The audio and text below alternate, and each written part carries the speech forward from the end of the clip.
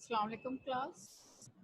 हमारा चैप्टर है chapter 6 environment and feeding relationship. इस चैप्टर में हम आज जो टॉपिक पढ़ेंगे that is changing habitats. Habitat किस तरीके से चेंज होते हैं, ठीक है। कल मैंने आपको बताया था हैबिटेट कहते किसे हैं। What does mean by habitat? Habitat means the place where a group of organisms can live for their shelter, for feeding purpose and for to reproduce their मुख्तलिफ ऑर्गेनिजम्स का ग्रुप जो कि किसी ऐसी जगह पर रहता हो जहाँ रहते हुए वो उनका शेल्टर बन जाए, वहाँ पर वो फूड हासिल कर सकें अपनी सराउंडिंग से और वहीं पर वो अपनी न्यू जनरेशन को ग्रो करते हैं। तो that type of place is called their habitat. अब पढ़ेंगे हम चेंजिंग हैबिटेट के बारे में कि हैबिटेट चेंज कैसे होती है। आपको पता है कि नेचर के अंदर हर वक्त चेंज आता रहता है, ठीक है। मुख्तलिफ औकात में चेंज आता है। कुछ डेली के चेंजेस होते हैं, जैसे कि सुबह के वक्त सूरज निकलता है, शाम के वक्त सूरज छुप जाता है। डे एंड नाइट होते हैं जिसकी वजह से डे एंड नाइट बनते हैं। तो ये क्या है? डेली के चेंजेस हैं। इन डेली की चेंजेस का असर जो है वो मुख्तलिफ ऑर्गेनिजम्स पर भी आता है, चाहे वो प्लांट्स हों, एनिमल्स हों, ठीक है। हमारी जो लाइफ होती है वो डेली का जो हमारा रूटीन होता है वो इन जो डेली के चेंजेस हैं उन पर डिपेंड कर रहा होता है, ठीक है। हम सुबह के वक्त अपने जागते हैं, तमाम काम करते हैं, डे लाइट को ज़्यादा से ज़्यादा यूटिलाइज करते हैं ताकि हमारे तमाम काम जो हैं वो डे लाइट में कंप्लीट हो जाएं और रात अल्लाह ताला ने हमारे आराम के लिए बनाई है, ठीक है। इसी तरीके से डिफरेंट ऑर्गेनिजम्स जो हैं वो बिहेव करते हैं according to the daily changes. Just like के कुछ जो प्लांट्स होते हैं उनके फ्लावर्स मॉर्निंग में ओपन होते हैं और रात के वक्त बंद हो जाते हैं, ठीक है। They open at morning time और they close at night time. इसी तरीके से बहुत सारे जो एनिमल्स हैं जस्ट लाइक माइस, वॉल्व्स और रैबिट वगैरह, ये रात को बाहर आते हैं और अपना खाना तलाश करते हैं, जबकि दिन के वक्त ये अमूमन अपने होल्स के अंदर छुपे हुए होते हैं। जो इनके बुरो होते हैं, जो इनका घर होता है, इनके होल्स वगैरह ज़मीन के अंदर वहाँ पर मौजूद रहते हैं और अपने आप को छुपा के रखते हैं अपने प्रीडेटर से। जबकि रात में उनको प्रीडेटर का खौफ कम होता है तो उस टाइम पर वो निकलते हैं अपनी फूड की सर्चिंग के लिए, अपना फूड तलाश करते हैं। तो दैट्स मीन कि वो अपने डेली के रूटीन को डेली की चेंजेस के हिसाब से अडेप्ट कर लेते हैं, अपने रूटीन को अडेप्ट करते हैं अकॉर्डिंग टू इट्स चेंजेस, ठीक है। चेंजेस के हिसाब से डेली की जो भी चेंजेस होती है उसके अकॉर्डिंगली अपना रूटीन सेट करते हैं।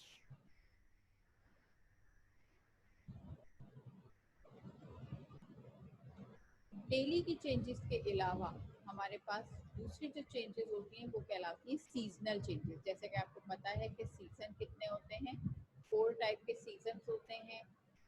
सीजन में जैसे जैसे चेंजेस आते हैं वैसे प्लांट्स अपने आप को उसके हिसाब से अडेप्ट कर लेते हैं। जैसे कि रेनी सीजन है या विंटर है, या कुछ प्लांट्स जो होते हैं वो साल में 2 दफ़ा उनके ऊपर जो है वो फ्रूट आता है, कुछ में साल में 1 दफ़ा फ्रूट आता है, ठीक है।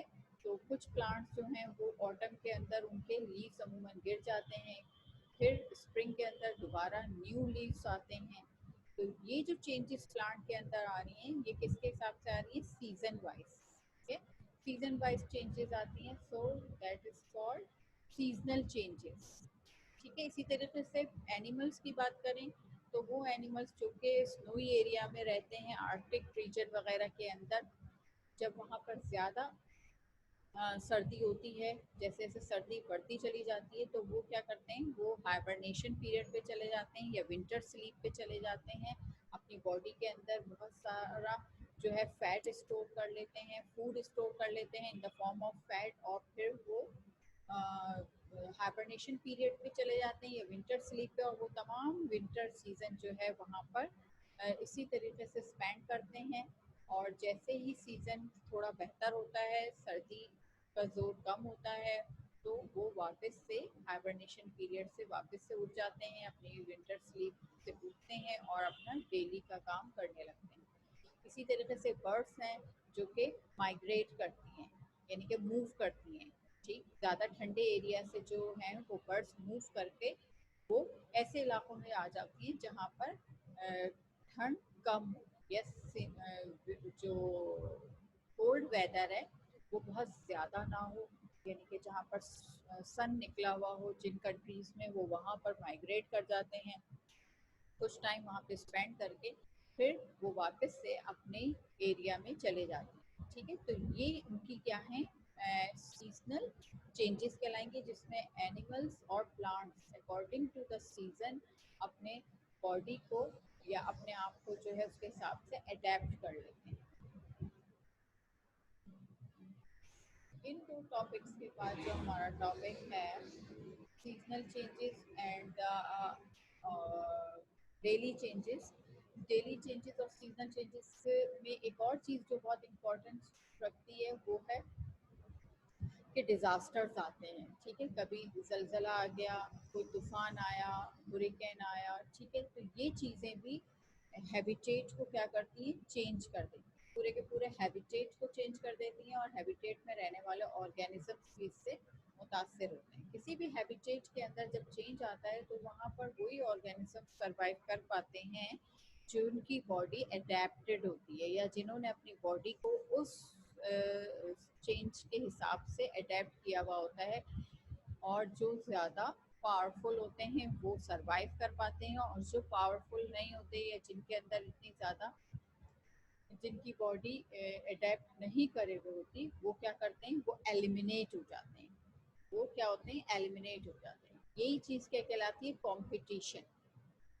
ठीक है, all animals need food, water and space if they are to survive. अगर एनिमल्स को जिंदा रहना है तो उन्हें क्या चीज़ चाहिए होती है, फूड, वाटर और स्पेस, यानी कि रहने के लिए जगह चाहिए। जबकि प्लांट्स को लाइट, वाटर और स्पेस चाहिए होती है। ठीक है, ताकि वो फोटोसिंथेसाइज कर सकें, अपना फूड प्रिपेयर कर सकें और सरवाइव कर सकें। तो एक ही स्पीशी के डिफरेंट मेंबर्स, ठीक, वो आपस में क्या करते हैं, कम्पीट करते हैं इन चीज़ों को हासिल करने के लिए, यानी कि फूड को हासिल करने के लिए, शेल्टर को, और दूसरी चीज़ों को, पानी है और दूसरी चीज़ें हैं, उनको हासिल करने के लिए वो एक दूसरे के साथ कंपटीशन उनका होता है। उस कंपटीशन में वही मेंबर्स सरवाइव कर पाते हैं जो कि क्या होते हैं, जिनके अंदर इस चीज़ की एबिलिटी होती है कि वो compete कर सकें। और जो compete नहीं कर पाते वो स्पीशीज के वो मेंबर्स जो हैं वो क्या हो जाते हैं, एलिमिनेट हो जाते हैं। The members of a species have to compete with each other to make sure they each get enough of the things they need to survive on. They also have to compete with the members of other species who have the same needs. ना सिर्फ ये कि वो अपनी ही species के members के साथ compete कर रहे होते हैं, बल्कि डिफरेंट दूसरी जो स्पीशीज हैं और जिन्हें भी, और वो दूसरी स्पीशीज वो जिनको वही चीज़ें रिक्वायर्ड हैं जो आपको रिक्वायर्ड हैं, या जो एक मेंबर को दूसरी स्पीशीज को रिक्वायर्ड हैं, तो उनके दरमियान भी क्या हो जाता है, कंपटीशन हो जाता है। फॉर एग्जाम्पल, इसकी एग्जाम्पल आप इस तरीके से समझते हैं सकते हैं, two species of animals are competing for grass and there is not much grass available. Some will starve because less food is available for each one of them. This competition limits the numbers of each species that can survive in a particular habitat. होता क्या है कि एक आपका जो habitat है उसके अंदर कई मेंबर्स हैं एक स्पीशी के। अब वहाँ पर ग्रास जो है उसकी अवेलेबिलिटी कम है। ठीक है, इतनी ग्रास नहीं है कि जितने मेंबर्स उस स्पीशी के वहाँ उस हैबिटेट के अंदर मौजूद हैं उन सबको वो ग्रास अवेलेबल हो, तो उनके दरमियान क्या शुरू हो जाएगा, कंपटीशन। जब वो compete करेंगे, एक दूसरे के साथ कंपटीशन करेंगे for taking the grass, grass हासिल करने के लिए, तो सिर्फ वो स्पीशीज जो हैं जो कि इस कंपटीशन को विन करेंगी, यानी कि ग्रास जिनको मिल गई, जिन्होंने अपना फूड हासिल कर लिया, वो तो वहाँ पर सरवाइव कर पाएंगी। और जिनको ग्रास अवेलेबल नहीं हो पाएगी, ठीक है, वो क्या हो जाएंगी, वो आहिस्ता आहिस्ता एलिमिनेट होना शुरू हो जाएंगी। क्यों? क्योंकि उनकी बॉडी को जो उनकी फूड की रिक्वायरमेंट है वो नहीं मिल पाएंगी, तो आहिस्ता आहिस्ता वो वीक होते चले जाएंगे, ठीक है, और उनको फूड सही तौर पर अवेलेबल नहीं हो पाएगा। ऐसी स्पीशीज जो है वो आहिस्ता आहिस्ता क्या होती हैं, उस हैबिटेट से एलिमिनेट हो जाती हैं। एलिमिनेट होना, खत्म होना, या तो वो वहां से मूव कर जाएंगे या फिर वो वहां पर रहते हुए ही खत्म हो जाएंगे, यानी कि इस कदर वीक हो जाएंगे। फूड सबसे ज्यादा जरूरी है सर्वाइवल के लिए, ठीक है, और जब किसी को फूड ही अवेलेबल नहीं होगा तो ऑब्वियसली उसकी लाइफ आहिस्ता आहिस्ता खत्म हो जाएगी, ठीक है। This competition limit the number of each species that can survive in a particular habitat, जिसकी वजह से स्पीशी के डिफरेंट मेंबर्स जो हैं उनका जो नंबर्स हैं उनकी क्या हो जाती है, एक लिमिट कायम हो जाती है, या वो एक लिमिट से ज़्यादा एक्सीड नहीं कर सकते। ये कंपटीशन एक्चुअली क्या करता है कि किसी भी स्पीशी के मेंबर्स को एक लिमिट से ज़्यादा एक्सीड नहीं करने देता, और उसकी एक लिमिट कायम हो जाती है, यानी कि नंबर ऑफ स्पीशी बहुत ज़्यादा नहीं बढ़ पाते। Many living things produce vast number of seeds और eggs. A single poppy for example can produce thousands of seeds, while some fish lay millions of eggs, but usually the number of puppies and fish stay more or less the same. This is because the seedling puppies or young fish have to compete with their own kind as well as with other species for things they need to survive on. Usually it is strongest and fittest which survive.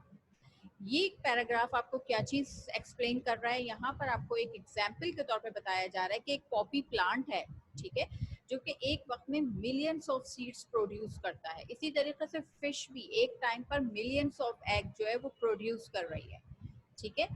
लेकिन क्या तमाम के तमाम eggs में से जो है वो तमाम के तमाम एग में से उसके बच्चे निकलते हैं फिश के? नहीं, बहुत सारे एग्स जो हैं वो डिस्ट्रॉय हो जाते हैं, खत्म हो जाते हैं, दूसरे फिशेस उनको खा लेती हैं, या किसी भी तौर पर वो डिस्ट्रॉय हो जाएंगे, ठीक है। तो मिलियंस में से भी अगर आप देखते हैं कि 1/3 जो है वो डिस्ट्रॉय हो गए हैं, ठीक है, तो 3/4 जो हैं वो क्या होंगे, उनमें से नए फिश के जो बेबी फिश है वो निकलेगी।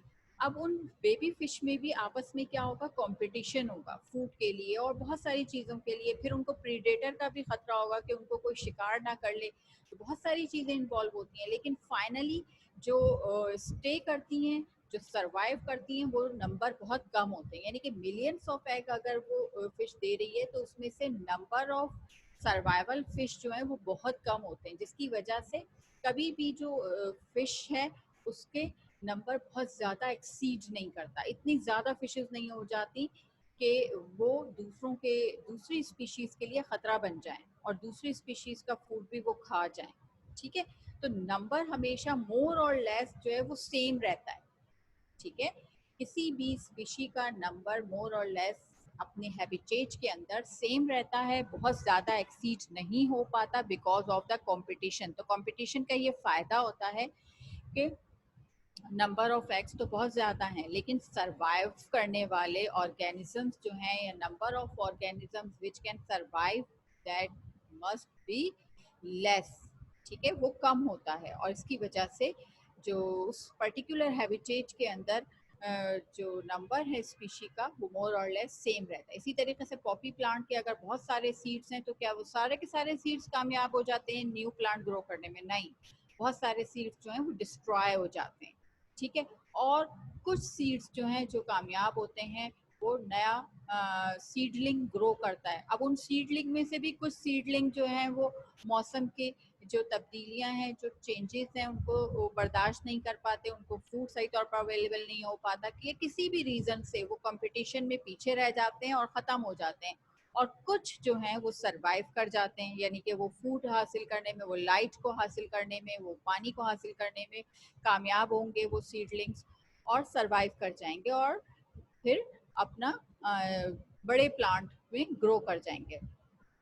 तो ये एक नेचर का कानून है, ठीक है, that is by the nature. ये नेचर नेचुरली कानून है या नेचर का बनाया हुआ एक रूल है कि जो सबसे ज्यादा स्ट्रॉन्गेस्ट होता है वही फिट होता है सरवाइव करने के लिए, और जो वीक होगा वो एलिमिनेट हो जाएगा।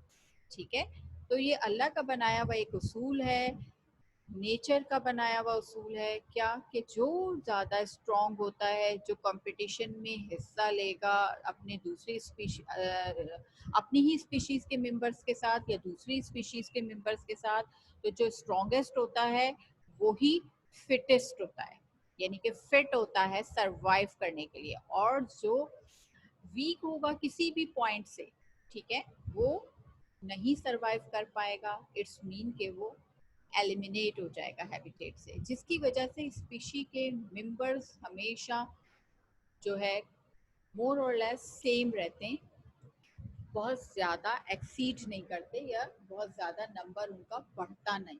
So that is the way of competition. ठीक है, इसको क्या कहते हैं, कंपटीशन कहते हैं।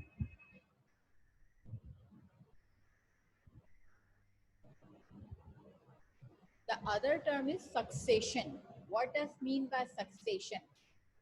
Another type of change to habitat occurs as a result of competition over a long period of time.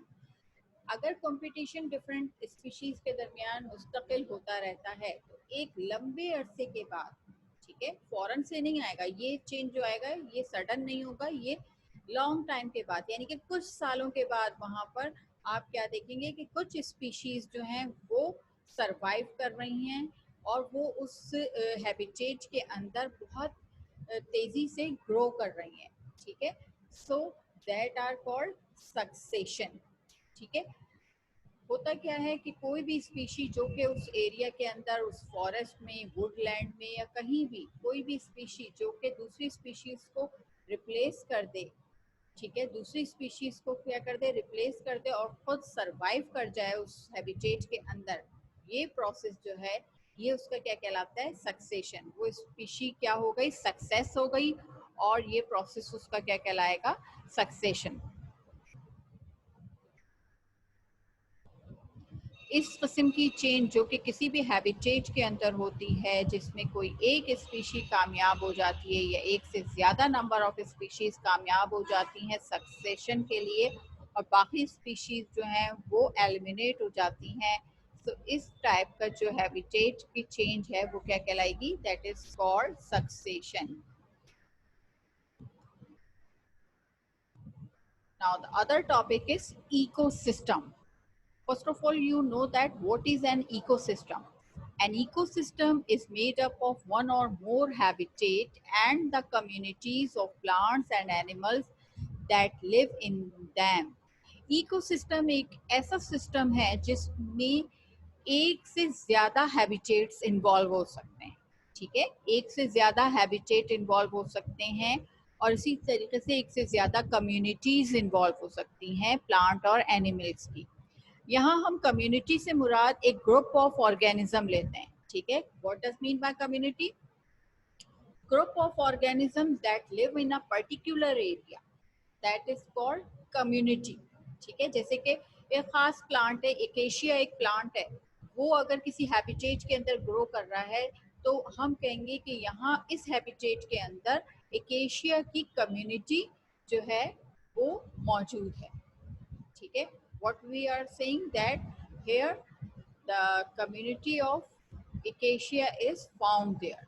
ठीक है, इस तरीके से डिफरेंट प्लांट्स की या डिफरेंट एनिमल्स की स्पीशीज जो हैं वो एक पर्टिकुलर हैबिटेट के अंदर मौजूद होती हैं, वो उस हैबिटेट की कम्युनिटी कहलाती है। ठीक है, डिफरेंट एनिमल्स और प्लांट के डिफरेंट स्पीशीज जो कि एक पर्टिकुलर हैबिटेट के अंदर मौजूद हों, वो उस हैबिटेट की क्या कहलाती हैं, कम्युनिटीज। ठीक है, जैसे कि फॉरेस्ट है, एक हैबिटेट है फॉरेस्ट।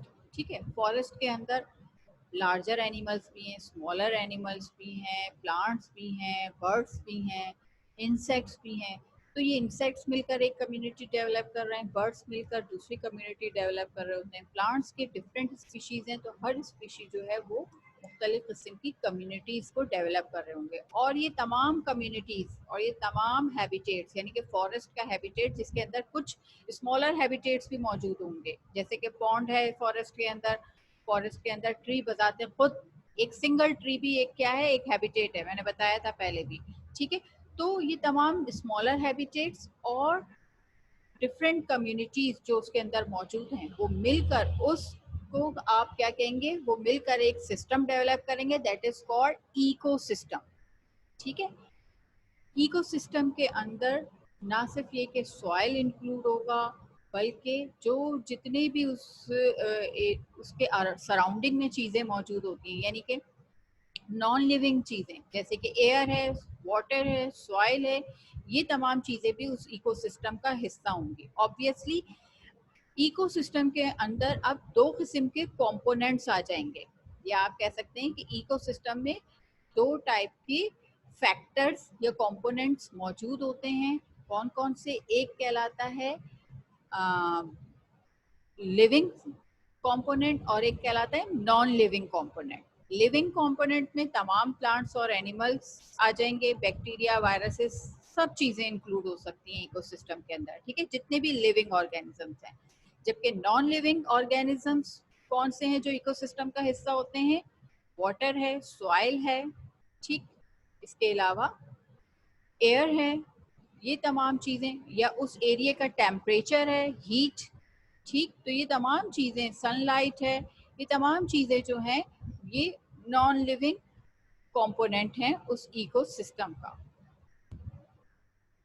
किसी भी इकोसिस्टम के अंदर जितने प्लांट्स और एनिमल्स होते हैं वो एक दूसरे के साथ क्या कर रहे होते हैं? रिएक्ट कर रहे होते हैं, या आप कह सकते हैं वो एक दूसरे पे डिपेंड कर रहे होते हैं। जैसे कि प्लांट्स जो हैं वो अपना फूड सिंथेसाइज करने के लिए सनलाइट, वाटर वगैरह पे डिपेंड करते हैं। एनिमल्स जो हैं वो अपने, जो कि हर्बीवोर्स एनिमल्स होते हैं जो प्लांट खाते हैं, वो उनके लिए प्लांट ज़रूरी है ताकि वो उसको एज ए फूड यूटिलाइज करें। इसी तरीके से बहुत सारे ऑर्गेनिजम्स जो कि फॉरेस्ट के अंदर रहते होते हैं वो एक दूसरे के ऊपर डिपेंड कर रहे होते हैं बहुत सारी चीज़ों के लिए। ठीक है, अपने फूड के लिए, अपने शेल्टर के लिए, तो बहुत सारी चीज़ें इन्वॉल्व होती हैं जो कि वो एक दूसरे पर डिपेंड करते हैं। अच्छा, इकोसिस्टम जो है वो कौन कौन से हो सकते हैं? जैसे कि डेजर्ट का इकोसिस्टम है, किसी लेक है, सी शोर है, reverse, grassland, oceans and rain forest और ऑल द लार्जर इकोसिस्टम। ये क्या है? लार्जर इकोसिस्टम है। कोई रेन फॉरेस्ट है जहाँ पर बहुत ज्यादा हैवी रेन होती है, वो रेन फॉरेस्ट कहलाते हैं। रेन फॉरेस्ट एक लार्जर इकोसिस्टम है। डेजर्ट खुद एक लार्जर इकोसिस्टम है। सी शोर यानी कि समंदर के किनारा, वो भी एक क्या है? उसका इकोसिस्टम है। रिवर का अपना इकोसिस्टम होता है, ग्रास लैंड्स का अपना इकोसिस्टम होता है। तो all of them are called larger ecosystems.